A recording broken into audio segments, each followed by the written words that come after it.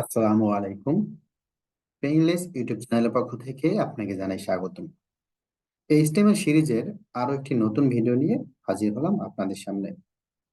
আমরা এই ভিডিওতে দেখব ইমেজ ট্যাগ। আপনি এই ভিডিও দেখার পর আপনার জীবনে কখনো ডিরেক্টরি নিয়ে কোনো প্রবলেম হবে না। এই ভিডিও দেখার পর আপনি ইমেজ যে কোনো ডিরেক্টরি থেকে শো করাতে পারবেন এবং আপনার কোনো পেজ থেকে আরেকটা পেজে লিংক করাতে হয় সেই সমস্যাগুলো সব সমাধান হবে আশা করি। আমরা আমাদের প্রিভিয়াস ফাইলটি ওপেন করি নোটপ্যাড প্লাস প্লাসে।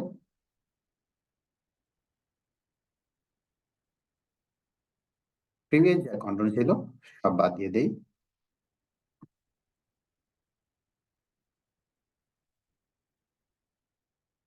আমরা আজকে শিখবো ইমেজ ট্যাগ।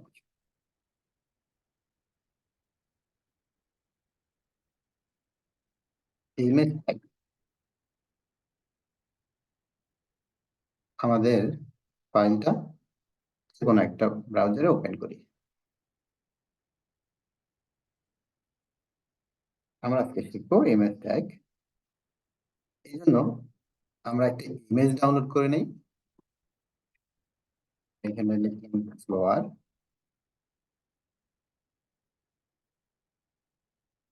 কোনো একটা ইমেজ ডাউনলোড করি, রাইট মাউস ক্লিক করে সেভ এজ।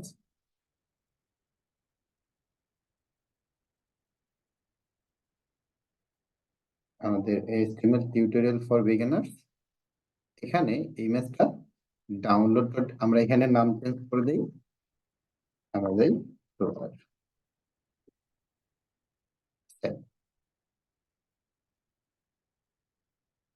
ওকে, তাহলে আমাদের যে ফাইলটা আছে index.html, একই ডিরেক্টরিতে আমার ওই ইমেজটা আছে flower.jpg।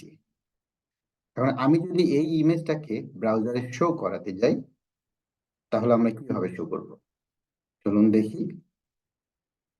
ইমেজ শো করার জন্য আমরা প্রথমে একটা ইমেজ ট্যাগ লিখব। ইমেজ ট্যাগ যেহেতু ক্লোজিং ট্যাগ নেই, এজন্য আমরা এখানে সেলফ ক্লোজিং করব। ইমেজ ট্যাগ এটা ওপেনিং ট্যাগ, এখানে আমরা স্ল্যাশ দিয়ে সেভ করলাম, ক্লোজিং করে দিলাম। তাহলে এটা হচ্ছে ইমেজ ট্যাগ। ইমেজ ট্যাগের ইমেজ শো করানোর জন্য আমাদেরকে একটা অ্যাট্রিবিউট লিখতে হয়। সেই অ্যাট্রিবিউটের নাম হচ্ছে সোর্স, SRC। সোর্স হচ্ছে অ্যাট্রিবিউটের নাম এবং এর ভ্যালু দিতে হবে ইকুয়াল ডাবল কোটেশন দিয়ে। আমরা যে ইমেজটা দিলাম একই ডিরেক্টরি বরাবর। আমি যদি এগুলোকে ছোট করে দেখাই,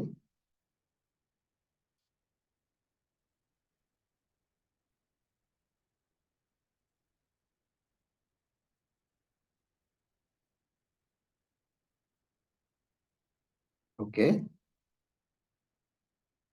আমার ডিরেক্টরিটা হচ্ছে এটা। তার মানে এই index.html এই ফ্লোয়ার এই একই ডিরেক্টরিতে থাকার কারণে আমি শুধু এখানে লিখবো এই ফ্লোয়ারটার নাম flower.jpeg। আমরা একটু এক্সটেনশনটা ভালো করে নোটিস করব। এক্সটেনশন ভুল হলে ব্রাউজারে ইমেজ শো করবে না।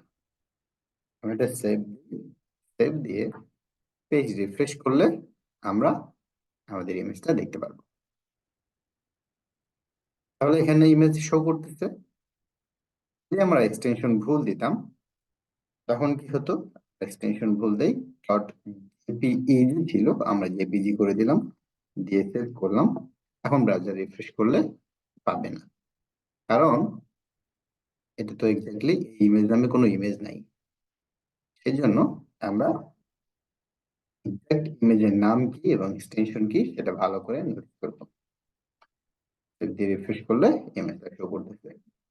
এখন ইমেজটা কত এরকম সাইজে আসতেছে।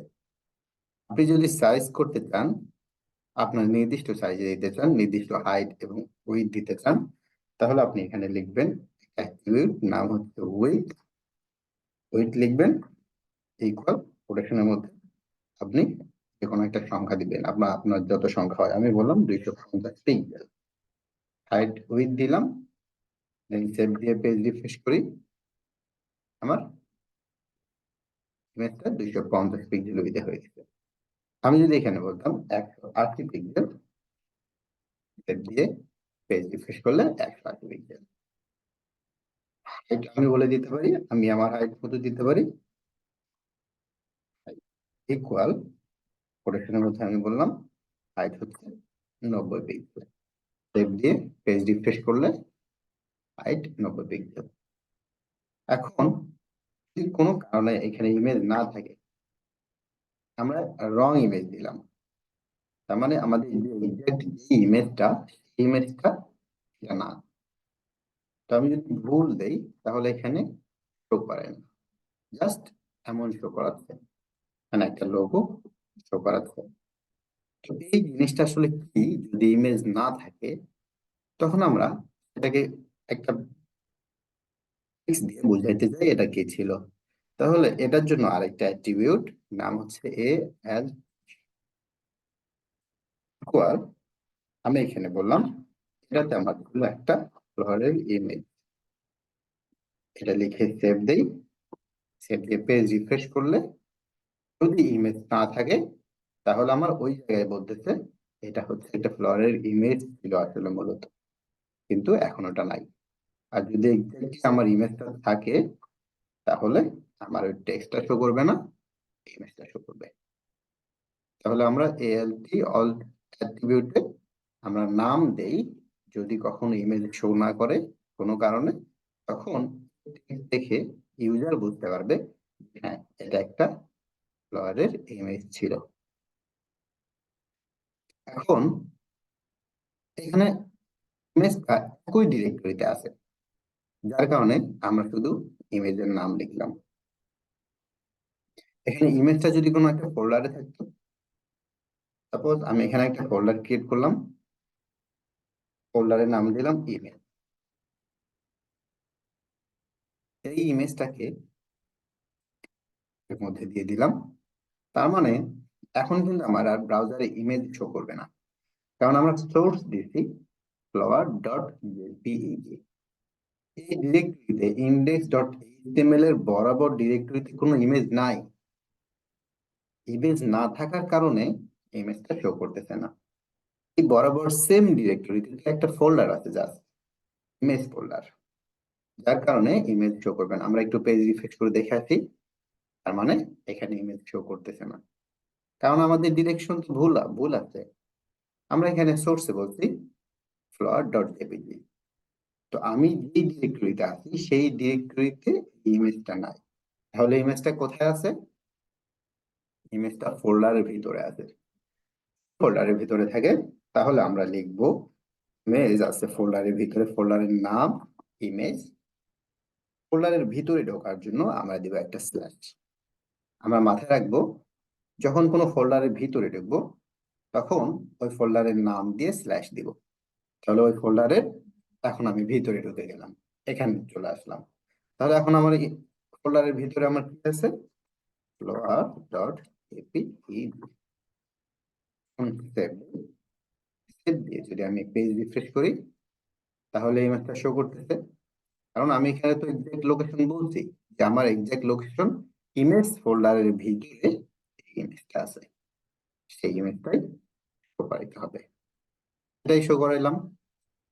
এখন এর মধ্যে যদি আরো একটা ফোল্ডার থাকতো, আমি এর মধ্যে আরো একটা ফোল্ডার ক্রিয়েট করলাম, এখানে বললাম এটা হচ্ছে ফ্লোয়ারের ইমেজ থাকবে এর ভিতরে। এর মধ্যে এই ইমেজটা ড্র্যাগ করে যদি আমি এর মধ্যে দেই তাহলে কিন্তু আমার আবার ডিরেকশন চেঞ্জ হয়ে গেল, কারণ আমি প্রথমে ইন্ডেক্স ডট এইচটিএমএল আমি কোড লিখেছি, কিন্তু আমি এখানে ডিরেকশন বলতেছি ইমেজ স্ল্যাশ, তার মানে ইমেজের ভিতরে ঢুকতে হবে। ঢুকলাম, ঢুকে আমি লিখতেছি ফ্লোয়ার ডট জেপিজি। তো এখানে তো ফ্লোয়ার ডট জেপিজি নাই, এখানে কি আছে, ফ্লোয়ার একটা ফোল্ডার আছে। তাহলে আমি বললাম ফ্লোয়ার ফোল্ডারের ভিতরে ঢুকতে হবে, ঢুকে পরে আমার আসতে হচ্ছে ইমেজ। এটা সেভ দিই, সেভ দিয়ে যদি আমি পেজ রিফ্রেশ করি তাহলে আমি ইমেজটা আবার দেখতে পারবো। তার মানে আমার যদি কখনো ফোল্ডারের ভিতরে থাকে তখন আমরা এই ফোল্ডারের নাম দিব। ওর যদি কোনো কারণে এখানে আমি এই ইমেজটা ইমেজ ফোল্ডারের ভিতরে আছে, আমি এই ফাইলটা যদি একটা ফোল্ডারের ভিতরে নেই, আমি এখানে একটা ফোল্ডার ক্রিয়েট করলাম, নাম দিলাম প্রজেক্ট। প্রজেক্টের ভিতরে আমি আমার এই ফাইলটা দিলাম, ফাইলটা দিলাম। তাহলে এই ফাইলটা যদি আমি এখন ব্রাউজারে ওপেন করি তাহলে আমার ইমেজ শো করতেছে না। কেন শো করতেছে না? কারণ আমাদের ডিরেকশনটা আবার চেঞ্জ হয়ে গেছে, আবার চেঞ্জ হয়ে গেছে। কিভাবে চেঞ্জ হয়ে গেছে? আমরা বলতেছি আমাদের তো এই ডিরেকশন, আমি তো আছি এখন বর্তমানে এই ডিরেকশন ইন্ডেক্স ডট এইচটিএমএল আছে বরাবর সোজা একটা ডিরেকশন, মানে প্রজেক্ট ফোল্ডারের ভিতরে। আমি বলতেছি সোর্স ইমেজটা কোথায় থেকে লোড হবে? ইমেজ নামের ফোল্ডারের ভিতর থেকে লোড হবে। তো আমি তো প্রজেক্ট ফোল্ডারের ভিতরে আছি, এই প্রজেক্ট ফোল্ডারের ভিতরে তো আর আমার ইমেজ ফোল্ডার নাই। এই প্রজেক্ট ফোল্ডারের ভিতরে আমার ইমেজ কোনো ফোল্ডার নেই। তাহলে ইমেজ ফোল্ডারটা কোথায় আছে? ইমেজ ফোল্ডারটা আছে আমাকে প্রজেক্ট ফোল্ডার থেকে বাহিরে আসতে হবে। আমি প্রজেক্ট ফোল্ডার থেকে বাহিরে আসতে পারলে দেন তারপরে একটা ইমেজ ফোল্ডার আছে। তার মানে আমরা যদি এই ইমেজটাকে লোড করাই, মূলত আমার প্রজেক্ট হচ্ছে এখান থেকে লোড হচ্ছে ইন্ডেক্স ডট এইচটিএমএল, তার মানে প্রজেক্ট ফোল্ডারের ভিতর থেকে লোড হচ্ছে। এখন আমি যদি ইমেজকে লোড করাইতে চাই তাহলে আমাকে প্রথমত ইমেজ ফোল্ডার থেকে বাহির হতে হবে। আমরা একটা জিনিস মাথায় রাখবো, কোন ফোল্ডারের ভিতরে যদি আমরা যেতে চাই তাহলে ফোল্ডারের নাম দিয়ে স্ল্যাশ দিব, তাহলে ফোল্ডারের ভিতরে গেলাম। আর যদি কখনো ফোল্ডার থেকে বাহিরে আসতে হয় তাহলে আমরা দিব dot dot slash. Dot dot slash মানে প্রথমত আমি ইন্ডেক্স ডট এইচটিএমএল এ ছিলাম, এখনই আমি ডট ডট স্ল্যাশ দিলাম, তার মানে আমি এখন বরাবর সোজা, কি সোজা বরাবর আছি। এই সোজা বরাবর তাহলে তো আমার ইমেজ ফোল্ডার আছে। দেন আমি বললাম image, image folder image slash, তার মানে আমি ইমেজ স্ল্যাশ ইমেজ ফোল্ডারের ভিতরে ঢুকলাম। ইমেজ ফোল্ডারের ভিতরে আবার কি আছে? একটা ফ্লোয়ার ফোল্ডার আছে। তাহলে আমি লিখলাম ফ্লোয়ার ফোল্ডার স্ল্যাশ, তার মানে আমি এই ফোল্ডারের ভিতরে আসলাম।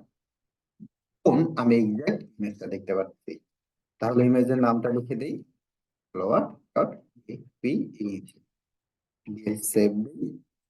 সেভ দিয়ে যদি আমি এখন ব্রাউজার রিফ্রেশ করি তাহলে ইমেজটা আবার দেখাবে। তার মানে আমরা একটা জিনিস ভালো করে মাথায় রাখবো, যদি আমাদেরকে কোনো ফোল্ডারের ভিতরে ঢুকতে হয় তাহলে আমরা ফোল্ডারের নাম স্ল্যাশ দিব, তাহলে ফোল্ডারের ভিতরে ঢুকে গেলাম। আর যদি আমাদেরকে ফোল্ডার থেকে বের হতে হয় তখন আমরা যেটা দিব ডট ডট স্ল্যাশ, তাহলে ফোল্ডারের ভিতরে যাবে। এখানে প্রজেক্ট প্রজেক্ট ফোল্ডারের ভিতরে আমাদের হচ্ছে ইন্ডেক্স ডট এইচটিএমএল। এখানে যদি আরো একটা প্রজেক্ট, এখানে যদি আরো একটা ফোল্ডার থাকতো, সাপোজ এখানে ফোল্ডার আছে এইচটিএমএল, এইচটিএমএল নামে একটা ফোল্ডার আছে, এই ফোল্ডারের ভিতরে ইন্ডেক্স ডট এইচটিএমএল যদি আমি দেই, তার মানে এখন কিন্তু আমার আবার ডিরেকশন চেঞ্জ হয়ে গেল। তাহলে আমি যদি আবার আপনাদেরকে সুন্দরভাবে বুঝাইতে চাই, এটা ফাইলটা নোটপ্যাড প্লাস প্লাস ওপেন করে নেই। ওকে, তার মানে এই ডিরেক্টরিতে কোনো কিছু নাই, ইমেজ ফোল্ডার নামে কোনো কিছু নাই, ফ্লোয়ারও নাই। তাহলে কি করতে হবে? এক স্টেপ বাইরে আসতে হবে। আমি যদি একটা স্টেপ বাইরে আসতে চাই তাহলে দিব ডট ডট স্ল্যাশ। তার মানে একটা স্টেপ বাইরে চলে আসলাম, এখনো আমি কোনো কিছু পাচ্ছি না, ইমেজের ফোল্ডার পাচ্ছি না, ইমেজ কেও পাচ্ছি না। তার মানে আমাকে আরো একটা ব্যাক আসতে হবে। আমি আবার একটা ব্যাক আসলাম। আমরা যেরকম উইন্ডোজে এখানে ব্যাক বাটনে ক্লিক করে ব্যাক আসি, এখানে কোডের ক্ষেত্রে ডট ডট স্ল্যাশ দিয়ে আপনি একটা ব্যাক চলে আসতে পারবেন। তাহলে আমি আবার একটা ব্যাক দিই, ব্যাক আসি ডট ডট স্ল্যাশ, তাহলে আমি আরেকটা ব্যাকে চলে আসলাম। আরেকটা ব্যাকে আসার পরে আমি একটা পাচ্ছি ইমেজ ফোল্ডার। এবার আমি বললাম ইমেজ ফোল্ডার, ইমেজ স্ল্যাশ। তার মানে ইমেজ ফোল্ডারের ভিতরে গেলাম, এখনো আমি ইমেজ পাচ্ছি না। কি পাচ্ছি? আমি যদি বলি তাহলে একটা ফ্লোয়ার ফোল্ডার পাচ্ছি, এখানে আমরা লিখি ফ্লোয়ার স্ল্যাশ, ফ্লোয়ার স্ল্যাশ দিলাম। এবার exactly আমরা ইমেজটা পেয়ে যাচ্ছি।